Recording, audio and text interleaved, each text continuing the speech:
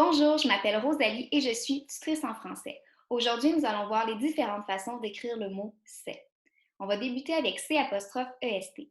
L'homophone c'est est composé du pronom démonstratif cela et du verbe être conjugué à la troisième personne du singulier de l'indicatif présent.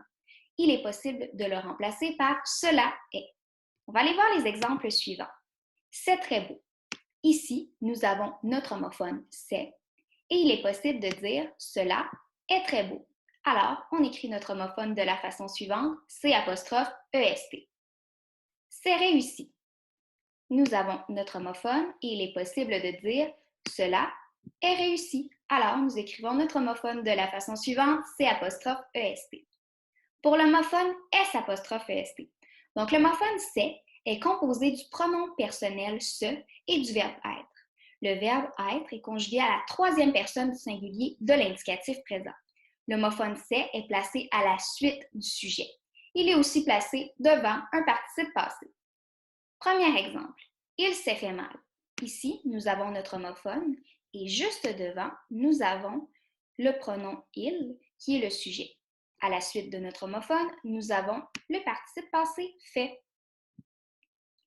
Paul s'est fracturé le doigt.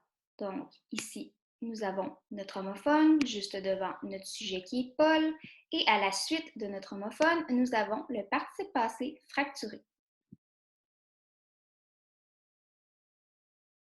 L'homophone SAIS. L'homophone c'est correspond au verbe savoir conjugué à la première personne du singulier ou à la deuxième personne du singulier de l'indicatif présent. Premier exemple, je sais compter. Ici, nous avons notre homophone, SAIS, qui est le verbe savoir, conjugué à la première personne du singulier, parce que juste devant, nous avons le pronom je. Tu sais faire du patin artistique. Même chose, ici, nous avons notre homophone, mais il est conjugué à la deuxième personne du singulier, parce que juste devant, nous avons le pronom tu. Alors, dans ces deux exemples, on écrit SAIS. L'homophone SAIT. L'homophone c'est correspond au verbe savoir conjugué à la troisième personne du singulier de l'indicatif présent. Par exemple, Justin sait jouer aux échecs.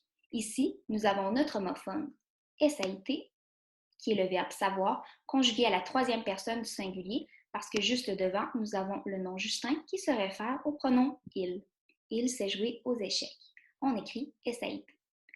Olivia sait comment construire un fort. Ici, nous avons notre homophone qui est conjugué à la troisième personne du singulier parce que juste devant, nous avons le nom Olivia qui correspond au pronom elle. Elle sait comment construire un fort. Alors, on écrit SAIT. On sait comment faire un gâteau. Même principe, nous avons notre homophone sait qui est le verbe savoir conjugué à la troisième personne du singulier parce que juste devant, nous avons notre pronom on. L'homophone SES. L'homophone SES est un déterminant possessif au pluriel et la plupart du temps, il est placé devant un nom commun.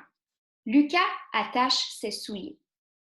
Ici, nous avons notre homophone qui est un déterminant possessif au pluriel suivi du nom commun soulier.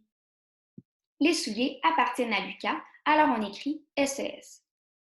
Maryse mange ses biscuits. Ici, nous avons notre homophone c'est qui est un déterminant possessif au pluriel, suivi du nom commun biscuit, et les biscuits appartiennent à Maryse. Alors on écrit SES.